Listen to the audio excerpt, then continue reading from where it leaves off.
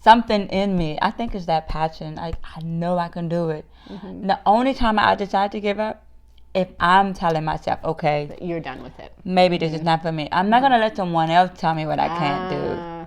You know what I mean? Like, I think that's what it is. I don't allow someone else to tell me you can't, because I've heard that all my life as a kid. You know, especially being deaf, when you're saying we can't do these things, and I'm like, really?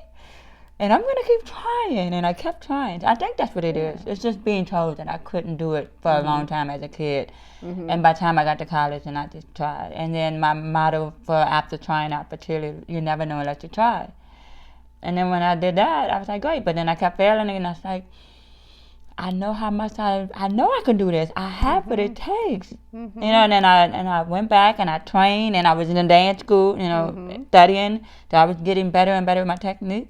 And I go back better confident, you know? Yeah, I think I just don't allow other people to tell me what I can't do, because the only way I say, okay, Brandy. I sit down and I reflect on my life and I go, okay, Brandy, now let's really think about this.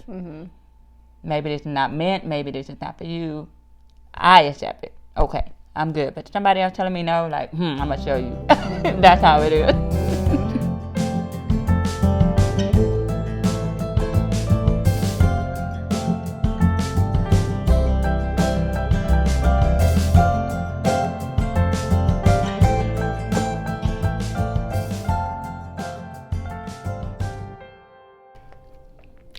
Hi, I'm Elizabeth Silverstein, and this is Sustaining Craft, the podcast all about the stories of those making some or all of their living with their art or craft. I'm here with Brandy Mimms. Hi, Brandy. Hi, how are you? Welcome to the podcast. Thank you for having me. Thank you. Brandy, what do you do? I am a professional deaf dancer. And so you do a couple of different things too. So you have a dance troupe, and then you teach at the deaf school as well. What is everything that you do at the moment? Because it's a lot, I know. I know, I have to think. Okay. Yes, I teach dance at the Arkansas School for the Deaf. I own my own dance company, Your Eyes Dance Troupe. I am a professional dancer. I go by Unique the Deaf Dancer. I also teach dance at Southwest Community College. Community Center. Okay. Yeah. Southwest Community Center? Okay, perfect. So you're doing a whole lot at the moment. It's a lot. And were you raised in Arkansas? No, I'm originally from New Orleans, Louisiana. Okay. How did you, first let's start with, how did you get into dancing, first off? That's a good question. I think it's been a part of me for a long time. As a kid, I've always, so before I say this, I'm deaf. So as a kid, I always enjoy listening to music. And then people are like, but aren't you deaf? But I've always enjoyed listening to music as a kid. And I always allowed myself to just be free with the music. But I never really learned dancing until I got older. Okay. I started up as a cheerleader in college. Oh, okay. Yeah, in New Orleans. So that was the first experience that I had, like, dancing-wise. And as I got more and more into it, I saw a dance team, and I started watching them, and I was like, oh, that's cool. But that's all in New Orleans, and I left it alone, and after Hurricane Katrina, you know, that's how I ended up here in Arkansas. Hurricane Katrina. After losing my home, and I had a 10-week-old baby at the time, I had to figure out what I was going to do with my life, because I really didn't finish college in New Orleans. So I decided to go to Remington College to get my license in pharmacy technician. I did that for a few years, and I wasn't happy. Like, you do them jobs that's like, yeah, but it's just like something you're not wanting to wake up to in the morning. Well, because what it is music and dance is a very soulful, passionate thing. Yes. And it's hard to get excited about a job that doesn't have those elements. Exactly. Especially if it's not something you, like you say, it's not a passion. Right. Exactly. So, but doing that, there was a semi-pro basketball team, and they were looking for cheerleaders. So I said, that's something, because I needed something to keep moving. So I tried out, but the lady who was the coach for the dance team, she quit, and she gave me the position. Okay, I'm like a coach for a dance team, cheerleading. For a professional cheerleading team? Oh, okay. But I really didn't have that technique like you learn in dance school. So I did that for a few years, and I did Remington, and I did the pharmacy, and I was like, oh. But I said, man, I really want to go back to college. I want to get me a degree. But what can I do? I don't want to just go just to... And I could not find something that I wanted to do. That's when I saw that University of Arkansas, Little Rock, had a dance program. And I was like, I wonder. I like to dance, but I didn't know what I was getting into. So I just went and I applied and told them that I wanted to study dance. And my first lesson of ballet 1 was life-changing because I realized it was really harder than I thought it was. It is. So something actually I don't talk about it. I have a dance background. Awesome! Yeah, so I did ballet when I was like 3 years old, and I did jazz, I did tap, and kind of fell out of it when I was approaching my teen years, like around 10 or 11. I wasn't taking classes anymore, but it is so technical, and it is. The music aids you, but the music isn't always the most important part. Like you can hit your lines and your movements without the music. Right. The movements they go very well with the music, but you can do it without music. Exactly. So it's not.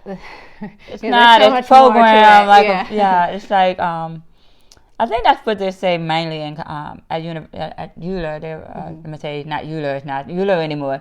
UA Little Rock. They try to tell the student, it's great to have the technique. Cause some of them come in there full on technique training, but then they might miss the musicality part about it. They miss that music side. They don't have that passion that they need to match with that, because it's great to have the technique, but if you don't have that passion and you don't have that drive for it, then it's kind of like a waste.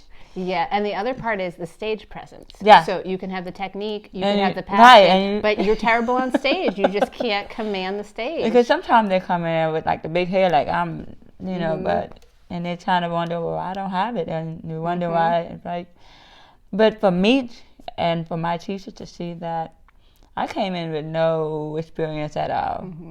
And typically for dancers, they do start very young. So like my story of starting at 3 years old is very typical for the dance world, whether it's ballet or jazz or tap or whatever, start them young. So you're coming in with not only the challenges of being deaf, but not having the technique from a very young age. At the age of 33. Oh my goodness.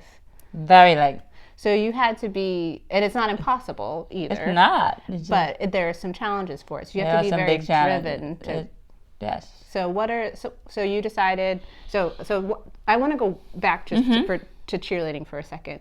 What struck you about cheerleading? Why did you want to get into cheerleading? Oh, I don't know. It was probably the performing part. I like to, I don't know, I think I enjoy performing. I really did enjoy learning the cheers and learning and showing spirit, and I'm a very happy person, so it was happy person. And I mean, when I went to my first college audition for cheerleading, and I was like, hi, I want to be a cheerleader, and I don't know anything about cheerleading. Because you didn't do it in high school either. Oh. So I went to college in New Orleans. Hi, I want to be a cheerleader. I know nothing about cheerleading. And the lady was like, well, you have to make your own choreography and your own cheers. But you watch those little movies that you see, and then you come in ready. And so I went to that, and I went overnight, and I up all night trying to make some choreography. I don't know what I was doing. I can't even tell you what I did. And I got to the audition, and I did it, and I tried to do it, and I forgot most of my stuff that I did the night before. And I told her, I'll say, thank you, just call me. I'm going to just go, just call me if I didn't make it. But she told me, no, you have to stay. And I'm like, okay. So I stayed, and I was like, oh, and they, okay, come on. Everybody came out, and I'm like way in the back with all the other people that thought they didn't do good. We were all the way in the back. Like, yeah, we just a step. We didn't make it. She got to the third name and called my name. I was like, wait, what? But it must, and then I jumped up. I said, what? And then ever since, I was focused. I worked hard. I was determined, and within the 4 years I did it, I became captain for the last 2 years because I worked hard. But maybe she saw something in me it's the same as the professors at ULA. They saw something in me and saw the drive and the driven. I'm very driven too. And probably also how you dealt with failure in front of people too, because when you fail in front of people and how you come back from that says a lot about your character. Instead of giving up in the moment or just what you do with that. That is really hard. That is very hard because. Like I said, before ULA, I was trying to do all these auditions. I even tried the Arkansas Twisters. You ever heard of them? We had the Arkansas Twisters football here. We had the Arkansas Rock. It was a basketball team too. There was another basketball team. And I was trying to audition for these things, right? But I didn't make them. And I mean, in my mind, I'm like, yeah, I can do this. I'm going to keep trying. Which is huge because so many people give up the first time they fail. Something tells me don't give up. You know, even with UA Little Rock dance team. I went to school. I said, "Oh, they got a dance team. I'm a dancer. I went to audition the first one, didn't make it. Went back the next year, didn't make it.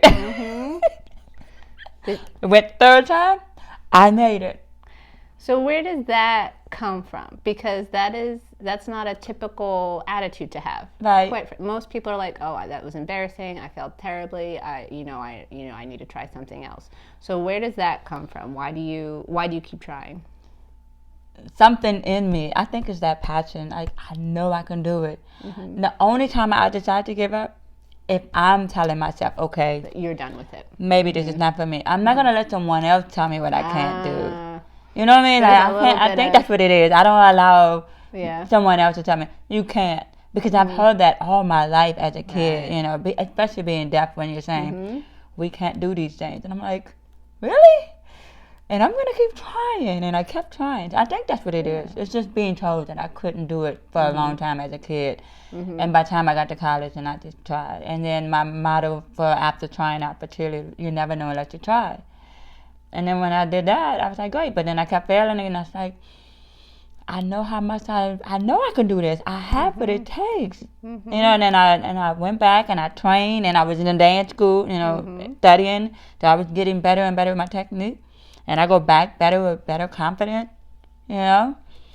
Yeah, I think I just don't allow other people to tell me what I can't do, because the only way I say, okay, Brandy. I sit down and I reflect on my life and I go, okay, Brandy, now let's really think about this. Maybe this is not meant. Maybe this is not for you. I accept it. Okay, I'm good. But somebody else telling me no, like, I'm going to show you. That's how it is. That's where the attitude comes from. I'm going to show you. But that's also a form of courage. You know, it's huge courage. Yeah. It might not what we think of right away, but even if it's kind of a defiant courage, it's still courage. Yeah. So it's you ever grew up and you like look back at your family and you look at people and you look how I don't want to be that, I don't want to be that, oh I want to be that, I don't want to do that, you know. And to say that I'm 40 years old and I look like I'm 25 years old and people think like, well, what are you doing? I'm like, I don't know, but I grew up saying what I didn't want to do and what I wanted, and I based my life on that, and you know, kind of just focus on being positive and fighting for what I want. Now I have 2 kids, and now I'm trying to show them that, it's going to be hard, but don't give up, you know. What do you want to do? What you want to do is up to you. Mom's here, but being deaf is the biggest challenge. That was a real big challenge in school because it's hard to get accepted. And that's like my biggest thing is being accepted. So and I think that's also fall back on being adopted. And, you know, as you get older, you start really thinking about yourself and you start thinking about life. If you really want to sit down and reflect on your life, like, where did that come from? Why am I always looking for exception? And then I go, oh, yeah, I was adopted, and my mom didn't want me, you know, and that makes you feel like you're out there looking. And then my adoptive parents died, so it's like, oh no, exception. But like I'm looking for it. So I've been, they died when. My adopted mom died she was in 92, and my dad died in 1993. 2 years apart, same month, August. How old were you? 12 and 13, or 14. Oh, my word. So growing up mostly without a parent is like the hardest.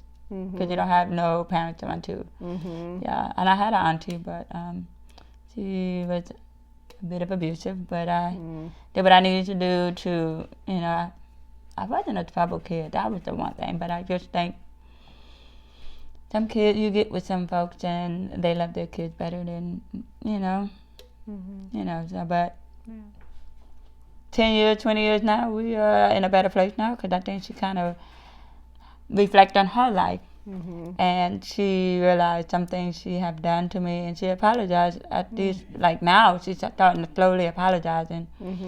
Because, I was wrong for that. I shouldn't have done it that way. I'm like, you okay? Maybe I was a bad kid. I don't know, but yeah. But also, too, you were sorting through so much, right? Yeah. You being adopted and then losing your parents at such a young age. You had these two profound losses. Yes. And then you're fighting against people that don't want you around because you're different, right?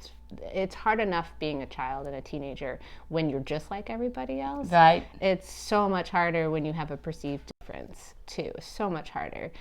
So I can't imagine what that was like for you. That is the hardest. But as you're like I said, you tell people you're deaf. But first you tell them you're hard of hearing, because I'm hard of hearing. But that term doesn't work. I grew up mostly in the hearing world. So we have the deaf world and we have the hearing world. I grew up in the hearing world because my family wanted me to be hearing so badly. Speech therapy, great. I appreciate them. Thank you. But they never really exposed me to the deaf world as a kid.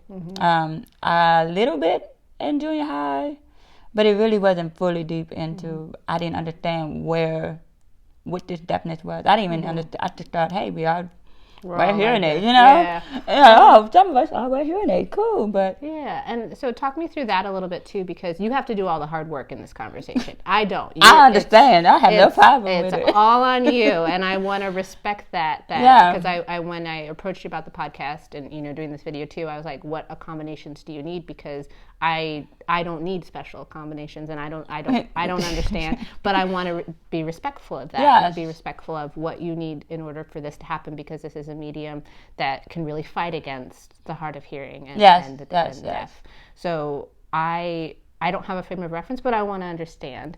And one of the big things I know about the deaf community is that sign language is your language. And when you deprive people of their language, there's so many issues that can come out of that. It's taking away an essential part of who you are.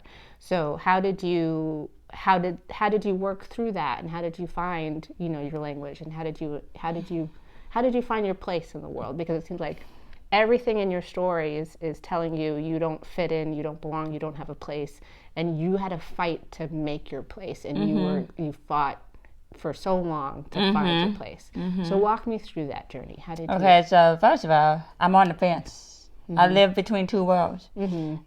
Either I'm on the fence. I have a dance piece that I call On the Fence. I'm hearing world, deaf world. I'm on the fence because I'm not accepted in both worlds sometimes. I'm not accepted because I'm dipping here and I'm dipping there. So it's like, growing up, my family, my parents, my adopted parents, they didn't want me to learn how to sign. I guess back there, like maybe in the 1970s and stuff, when it really wasn't.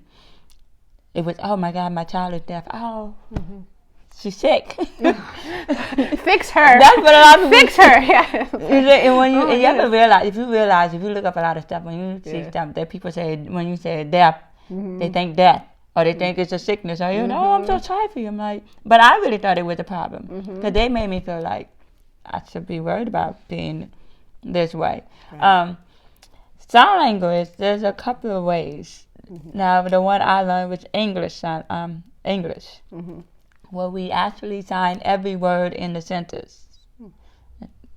That's English.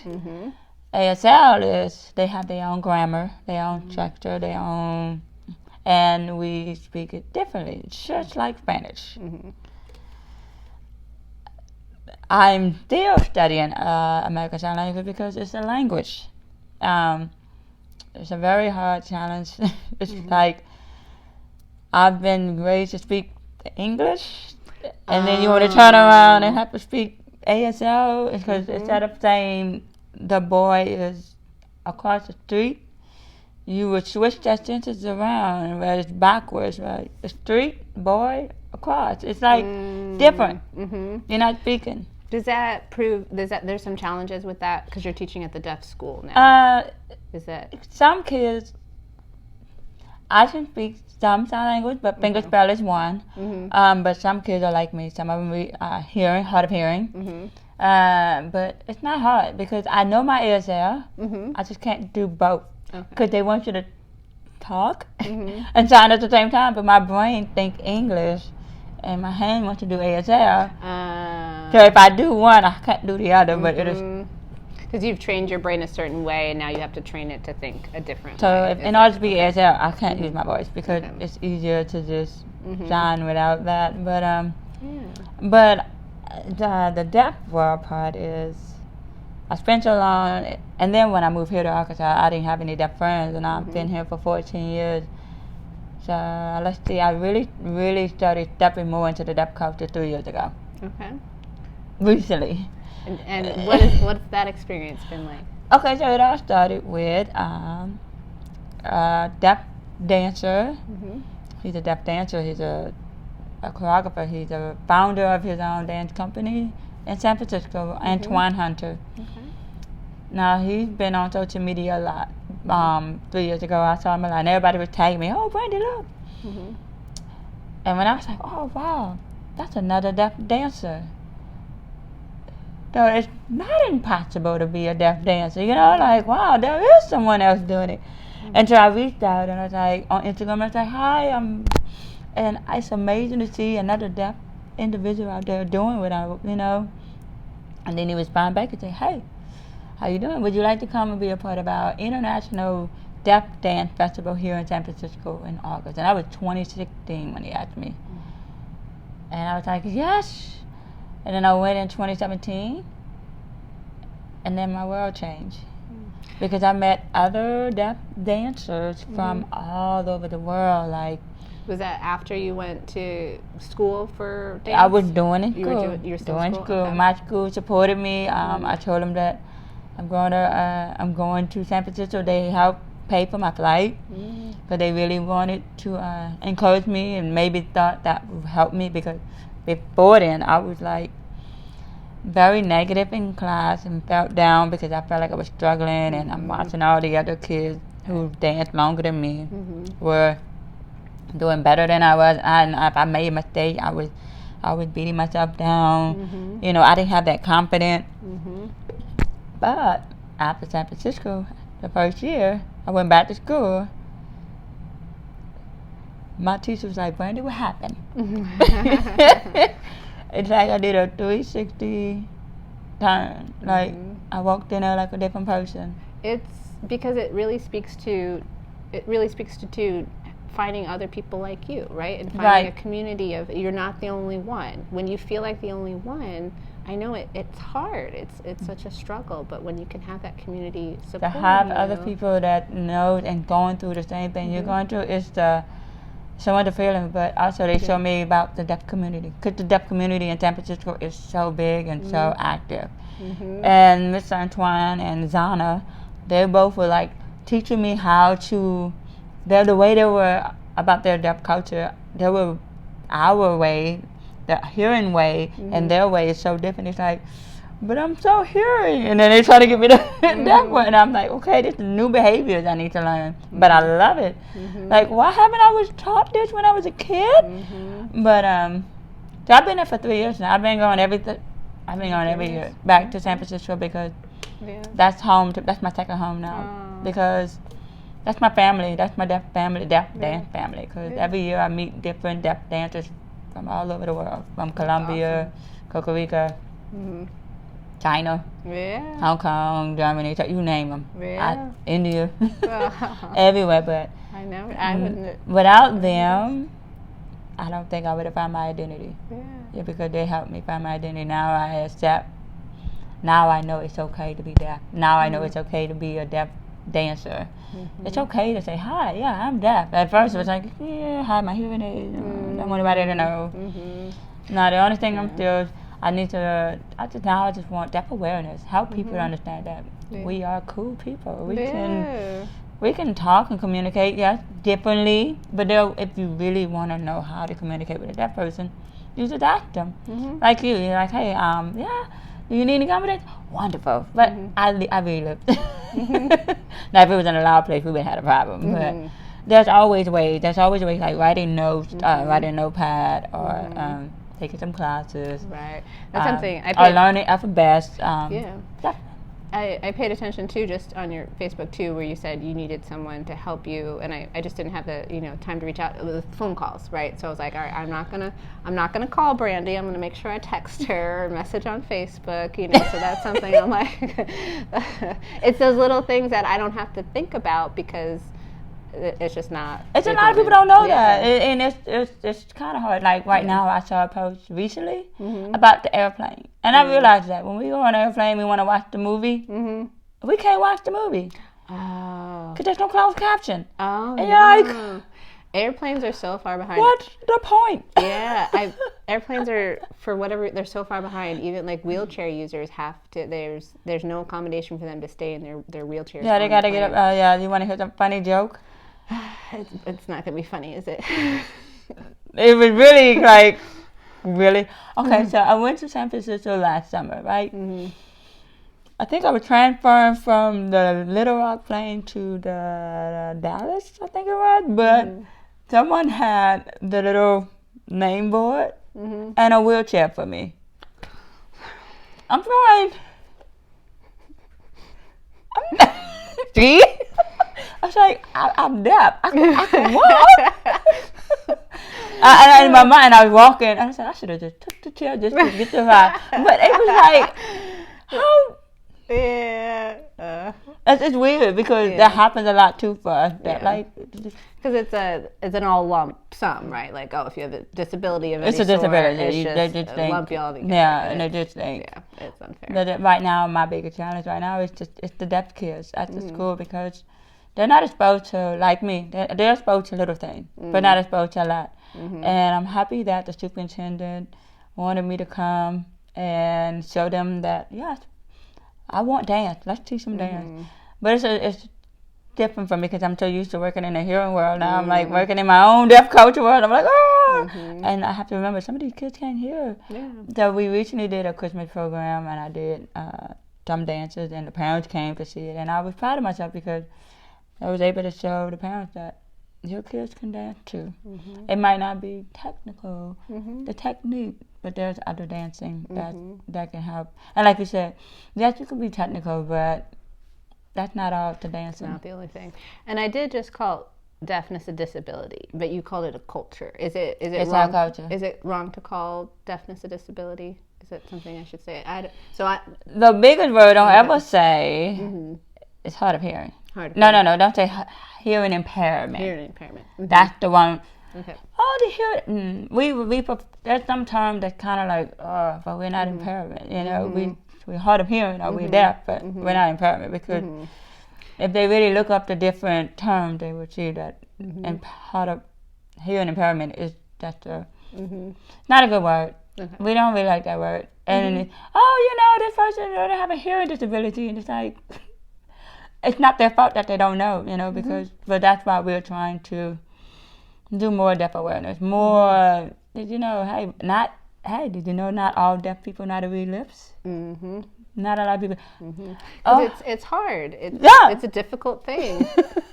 From what I understand, I haven't done it. I've tried before, like the bad lip reading things, and I'm like, oh wow, that is challenging. So, and you have to also kind of, each individual, I'm sure, is very different with how they say their words, and I'm sure a Southern accent is different from a Northern accent, and all of that. So I'm a creative, so my brain just goes to all these places where I'm like, oh, this must be challenging, or that must be, but I know there's so many variables to it. Yeah, especially with a person with a strong accent, you're like, what are you saying?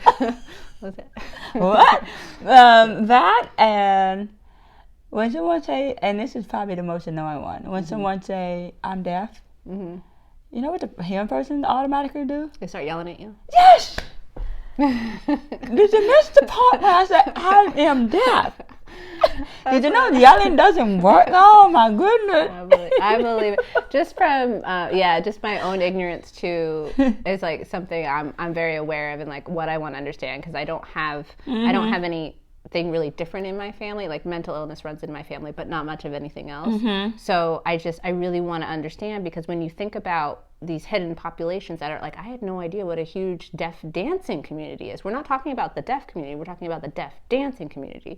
If that's huge, I can't even imagine how much bigger the deaf community is and how hidden that is from my world, because I enjoy privilege in a lot of ways. Yes. From not needing to experience it. Yes. Like it doesn't impact my life. Very big. Yeah. And I realized that, and I was, and you know, there's different states that have like really big community, like Austin, Texas, San Francisco, and I think Rochester, I don't know if I'm pronouncing right, New York, really big community.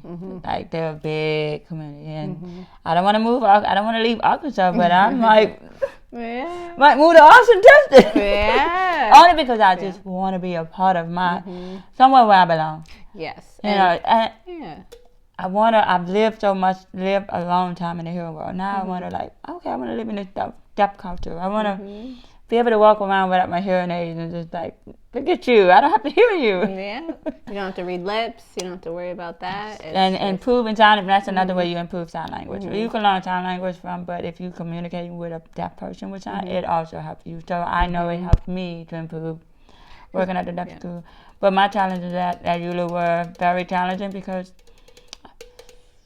they forget that you're there. You know, they forgot that I was there sometime, and they're trying to walk away. Like I said, we lived. They will say stuff, but the only thing that helped me make it through that was my interpreter. I was able to get an interpreter for class. Oh, that's nice. Okay. Which was weird for them. That was weird for them because they have to move back and forth because I'm and they gotta go over here, and so they were getting a workout too. But that also helped me. But I had one professor, Stephen Stone. He probably the only one that was really that knew that I was in the room. You know, that he made sure that I was right there where he needed to be, and if he needed to come right here, that was probably the only professor that really made it aware that I was there. You know, and he told me like before he started dancing, he was really into sign language, and that he was trying to go teach ASL somewhere, but he didn't get the job. But that, you know, that's great when someone kind of understands. So he was always trying to sign. So that makes you feel good. That's another thing. It makes that person feel good when I hear a person is even trying to speak our language. Because, they care. You know, like we start being, they care. Yeah. But, just any more questions you got for me? That's it. Yeah, no, I do. And I'm just going to check in on make sure my phone's still recording. I check in to make sure I'm still recording. Because sometimes it quits on me. But I think we're good. Yeah. So you grew up in Louisiana. You went to college there, and then Katrina hits. So talk me through that a little bit, and why you chose Arkansas, because I know it was utter devastation. It was a disaster. Yeah. Okay. First of all, I was married. I'm married twice, so it's my time. But I was married the first time, and the weirdest thing was I was actually leaving my marriage the weekend of Hurricane Katrina. While everybody was like leaving out of town, I was moving out of my apartment. Oh, so kind of good timing for a hurricane. Right. And so I was moving. This is 2005, right? 2005, August. That doggone August. Like I said, my mom, dad died August in Hurricane Katrina. I was like, is there anything else that happened in August? August is not my favorite month. Skip over the month. Skip over it every year. But I was moving out that weekend, and like I said, my auntie, she raised me, but that was like when I moved out, I was never going back, but I knew that I needed to get away from my ex-husband. And so I was like, I didn't have anywhere to go because my baby was 10 weeks old. I didn't have any job because I just had the baby. So you have basically a newborn, and you have to leave your marriage. And I had to leave my marriage, because I wasn't going to evacuate with him. So I said, okay, I'll go back to my auntie. Just say, hey, where you? Found out she wasn't leaving. My grandmother, who is my adopted dad's mom, she was, I want to say 96 or 97 years old around that time. And so my auntie was taking care of her. So I went with them, and we didn't leave. We were still in Louisiana. We were still in New Orleans, and my other auntie, she's a nurse. So, most personnel have to stay behind. So they allowed family to bring some of their family members to the hospital where she was at. So we were all there.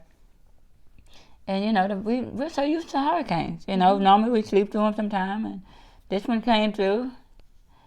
Okay. We're still standing and living, but and then we went to look outside.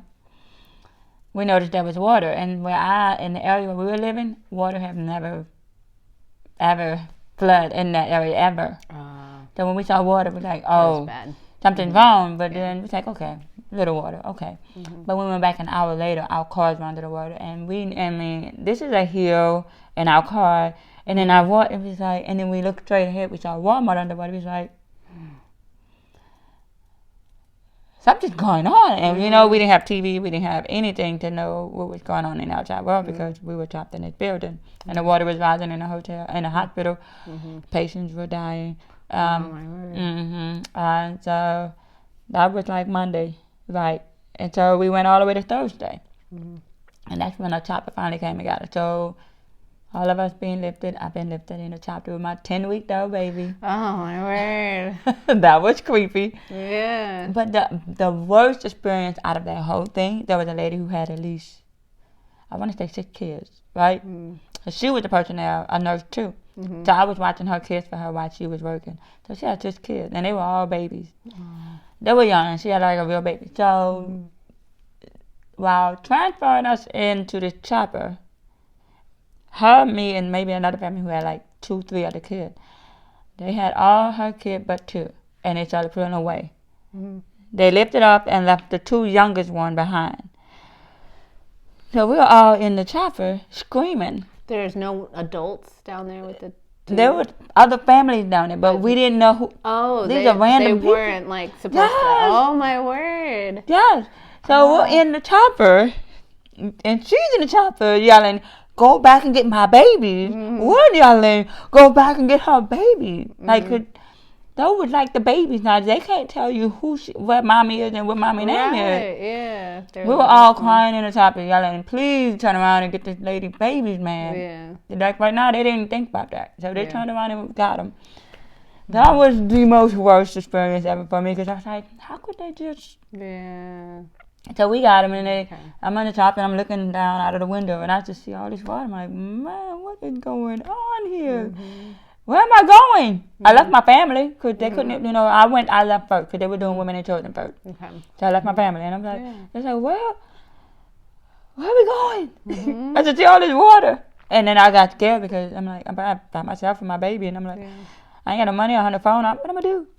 I finally they dropped us off at the airport. New Orleans airport. Got there, and I just walked lost. I was just lost. I was like, I didn't know what to do.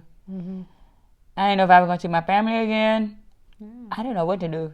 So I just cried, of course. Walking with my baby crying, walking like, I don't know what to do. And I tried to find somebody who let me use their phone. And of course I called my ex-husband.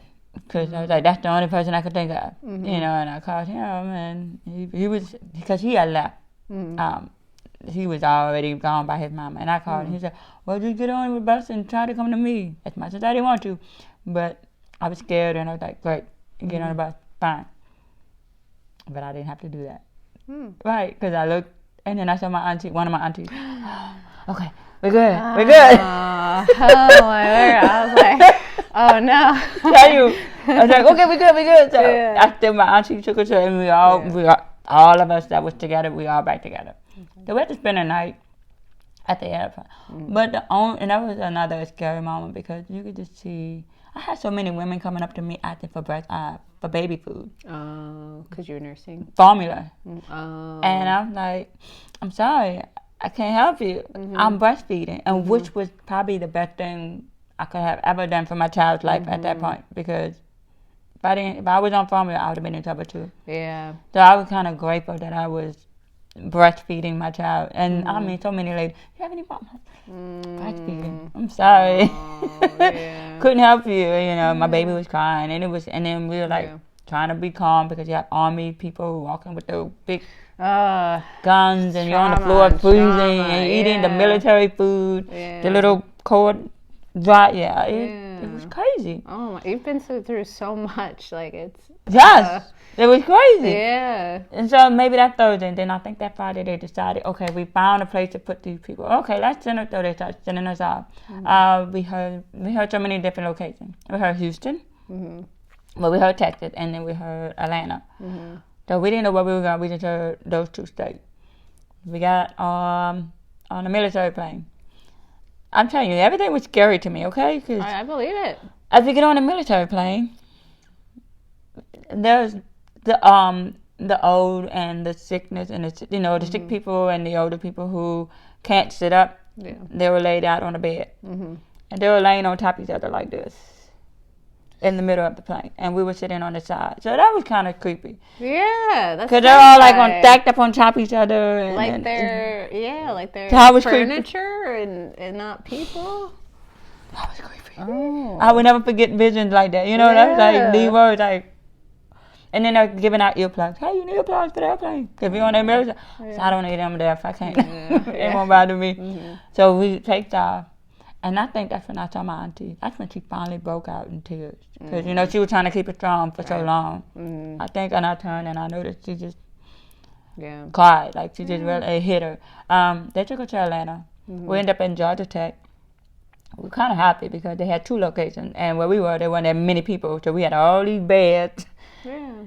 And then we had a shower, and I'm like, when I tell you, if you haven't taken a shower in like days, and you appreciate stuff like that, because that was the best feeling, having a shower, and then, great. So we were in Atlanta, and my godfather, who was in the Marine and Navy, I forgot which one, the Navy, but he came all the way from Virginia, overnight, to pick us up. All of us up and drove us back to Virginia. So I was in Virginia, Richmond, Virginia. With your baby. And your With the baby. Yeah. Okay, you get up there. They wasn't helping as much as the South was. They're like, yeah, we got it, but we got a little bit of stuff. And if they give you like a place to stay, you only had a month to stay there. So, but if you don't get a job in a month. Right. Like you lost everything. You're trying to build your life back up. You're trying to. So they was not helping. They were not, and then my auntie fell into her old ways, treating me like she used to treat me when I used to live with her. And I was like, I can't stay here. I have to go. I'm a grown woman and I need to go. So my husband now here. Which is another long, weird story, but he used to be my boyfriend back in New Orleans before I got married the first time. Oh. His mom and him were evacuated here. Okay. So, but me and his mom was working together at the at a water board in New Orleans. Okay. I called Mom. I said, Mom, can I come down to Arkansas with y'all? Because they're not helping here. And she's like, oh, well, they're doing this and they're doing this. And we got our own apartment and okay, I'm going to just take this one bus, take whatever little money I had on this card, and buy this one way to Guyana bus to Arkansas. And that is how I ended up here. And when I came here, the next day, the pastor that helped them helped me, got me an apartment, furniture, food. Wow. But I'm happy that it happened, although it happened. But I'm happy that it happened. Because if it didn't happen, I would not have been a dancer. Yeah. I would not have been who I am now because now I have this new motto. Everything happened for a reason. Like, even though it happened, but it was a reason for that to happen. Yeah. Because now I'm doing what I love, and I don't think I would have ever done that if I was in New Orleans. Yeah. It is crazy how things like that, kind of bring us where we need to be. Yeah. In life. So, what's your husband's name? Dale. Okay. So something happened, and now he's your husband. Yeah, about 2010. We left it at 2005, so I got divorced in 2008, and then we got married in 2010. Okay. Yep, and we'll be celebrating our 10-year in April 10th. Wow, congratulations. That's a big deal. 10 is a good good milestone. Yeah, that's what everybody can say. You hit that 10 mark. It's hard, but yeah. It is hard. But yeah, he's been very supportive. He's been supportive. It's been a struggle with me being in school and not really working like I'm supposed to because I'm in a, you're an adult, you have kids, you're married, but I need to do this because this is my passion, my life, my dream. Yeah. But now he sees it because at first he was like, dance is just a hobby. But now he sees it. Now he understands. Now he understands it's more than just a hobby. It's because he was the one that used to tell me, you can't, you need to get a real job. Oh, that hurts a little bit, I know. Like, not everybody can do what they want to do. Yeah. Again, people like them make me fight to prove that. Yeah. And now I am dancing. I teach dance and I teach dance. And I'm dancing. I will never get old because I'm dancing for the rest of my life. There you go. And you graduated with your degree? Yes, I graduated from ULA with my degree in dance December 2018. 2018. And then you started It's Dancing with Your Eyes Dance Troupe. Listening with your eyes. Listening with your eyes. Listening with your eyes. Yeah. Listening with your eyes. Yes, I started that June, and it was weird because I used to tell my classmates, "Oh man, when I graduate," because at first I went in there with this, I'm going to Broadway and I'm going to go to these dance companies, and then when I did, like again, it took those times, and I sit back and go research some things and say, well, they only accept people a certain age, and I'm like, well, I'm already past that age. What can I do to make myself happy still in there? And I said, you know what, why not just start my own orchestra? We really don't have something what I have here. We we have ballet orchestra, beautiful, but we don't have the modern style techniques, and I want to offer that, and we really don't have that. So a little bit of disruption, but we're back. My phone is being a little funky, but so what do you have in store for Listening with Your Eyes Dance Troupe? Like I said, the nonprofit paperwork is the struggle that I'm dealing with, and I just need to stop procrastinating and do it. Or maybe, but I feel like I also kind of just need to find someone who's really good at it and kind of assist me in it and kind of like guide me on it because I have no clue what I'm doing, But my biggest thing is getting my own studio, a place for me where I don't have to pay somebody else to use that space, but for me to be able to have my own dance class and my rehearsals and teaching class to kids, open it up for the community, my deaf community, the hearing community, get them start teaching sign language, get more awareness in the deaf world. Because, but I have this dance class that I'm trying to see if it will be helpful to people because depression and mental illness and anxiety is like a really big thing right now in our community. I know because I made a dance. I also made a dance piece called Inner Demon. It's about a woman who has a demon, and it's a duet. And her demon is in the back, and she wakes up and she's like, "Okay, today, you know how it is. Today it's gonna be a good day." Yes, but that thought back there, nope. You're not going nowhere. You're like, nope, no, you're not. It's that negativity that gets you. And then it's just, she's fighting that inner demon. She's fighting it. But it's not a happy ending. Sometimes the inner demon wins. And the inner demon definitely wins, and she ends her life, because, but that's the truth. We can't make everything pretty. Yeah. And we need to talk about that more. Because it is such a big deal, and I think with the rise of social media and everything like that, it's happening more and more with the state of the world, where it feels like everything is so volatile. It's going to happen more and more, and we need to talk about it, and we need to build safe communities where people can speak it out. If that's the way you're feeling, speak it out because you're not the only one feeling. And that some way. people who doesn't experience, they don't fully understand that it's really, really a big deal. Yeah, it's hard. You don't understand how serious it is. Yes, I do like the comparisons between like a broken leg and a mental illness, because when you break a leg, you would never ever tell someone, well, just get over it or just get out of bed. They literally cannot. Right. And it's the same with mental illness. Right. And that's another thing I want people to like. It's not that my 8-year-old, he's 8 and just been diagnosed with depression. But we, you never know where it comes from. But and I've been telling my husband, we have to be careful because there are a lot of kids his age even doing it.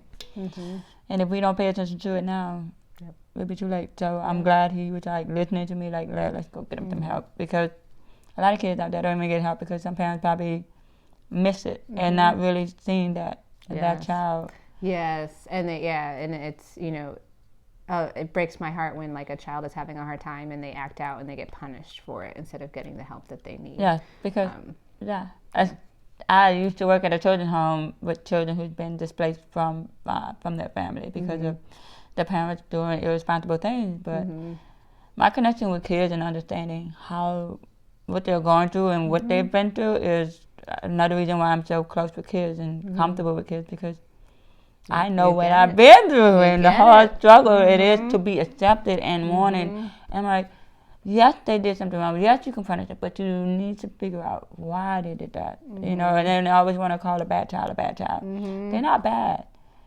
That child is acting out for a reason. Maybe they're not getting something at home. Maybe they just need some. Yeah, and we talked about language and language barriers, right? Children don't always have the language to explain either. And that's where I think like play therapy and art therapy and dance therapy is so important too, because it's providing a language when they don't have the words. Right. So that's all so important. Language is so important. Communication is so important. And so important. People are telling us things all the time, but do we know how to listen? Right. With what we see, listening with our eyes, right? That's all. Listen with your eyes, because if you listen with your eyes, you would fully understand. And that's the whole point of the company, because when we're dancing on the stage, you're not listening to words. Yeah, you might hear some talking, but you're actually watching me and my dancers dance. You're trying to figure out, what are we trying to tell you with our body? We're telling you the story with our body. So you can't hear it. You might hear the show, but you're listening. You're like engaged with your eyes, trying to see. No words, right? Right. There's no words. You don't need them. We might sign, and you don't understand that. So my interpreter will sign that for you to say what we're saying, so you can understand. But yeah, that's another thing. When I came up with that title, I wanted to fit me and fit what it really, really, truly means to what I was trying to perceive to the world. So my company, we were asked to bring my company back to the deaf festival this year. So I get to bring my hearing dancers to the deaf world with me, and they get to experience that. So right now we're going to need to raise money for flight, because they normally take care of all the other stuff. But it's normally the flight thing that we need to take care of. Do you have like a GoFundMe or? I do have a GoFundMe. Okay. So I'll include that in links and information with the articles too, if people want to donate, for the podcast or YouTube video or the article. So we'll have that in there. Awesome. And you did a wonderful job sharing your story. I didn't even have to ask you really. No, I love telling my story. I just like telling my story because I just like telling my story because it needs to be heard, And it is a beautiful example of triumph along with some really difficult hardships. You kept fighting and you kept going, even with the struggles, and people need to hear that, no matter who they are, where they are. I live to inspire, and that's I live to inspire. I live to inspire because we don't have a lot of them. I mean, we spend a lot of time following, even though social media is a thing, but we follow social media so much that we think that's what our life is supposed to look like, but our journeys are our own, our lives are our own, and we just have to embrace it. We can't force. We can't look like the girl on Instagram. We can't be that person. We can't be. It's too much work. And I have finally accepted that I am okay with being unique. I am okay with being different. I am okay with all of it, because the world would be boring if we were all the same. Exactly. No, exactly. Exactly. So, anything else you wanted to add? Where can we find you? No, I think we all got it. I think, So, Listening with Your Eyes Dance Troupe. Listen with Your Eyes Dance Troupe. You have a website? I have a website, Brandy Mimms, BrandyMimms.com. Perfect. And then Facebook? You could look under Brandy Mimms, but you could look up Listen with Your Eyes Dance Troupe too, because I have a page for that, and Unique Deaf Dancer has a page too. So I have 3 pages. Awesome. I love it. Yeah. And then before we sign off completely, do you have any advice for someone who maybe went through something similar that you did, where they had a really difficult childhood and they've been fighting to find their place in the world? What would you say to that person? First off, I would say find someone they really, really, truly trust to talk to. because we spend a lot of time keeping a lot of stuff in. When that's what makes us feel trapped and lost because we don't know how to get it out. Also, find something that they enjoy that will help them express who they are, and not trying to. It don't have to be dancing. It could be art. It could be writing. It could be anything that will help them to be able to express who they are. You know, because we all have different tastes and feelings. Maybe cooking is a thing. Maybe they help you to express who you are. Oh, I love it. You get that, you know, you get that fire and you just want to keep going. And just find something that you love that will make you feel like, I can wake up and do this every day, you know. And yeah, I might have to go to my 9 to 5, but then I'm looking forward to doing some cooking and drawing or whatever. But and just try it. Just know that life is short and everything happens for a reason. Sit back and reflect on your life and think about where you want to be in the future. Do you want to stay where you are? Or you want to move ahead? Where do you want to be? Because right now is not important. What happens in the future is more important. That's really good. I sound so good when I talk. Yeah. Own it.